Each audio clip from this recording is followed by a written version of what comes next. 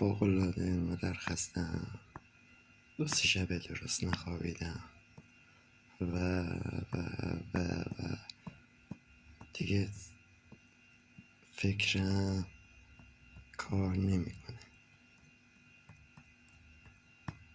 خستم، یعنی الان ذهنم آزاد کردم، خالی کردم دیگه.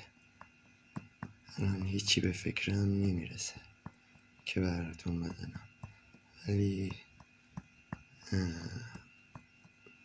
سعیمو میکنم الان دارم خالی بشه ذهنم. اولین چیزی که به فکرم برسه بیاد تو ذهنم میزنم، چون به چیزی الان فکر نمیکنم.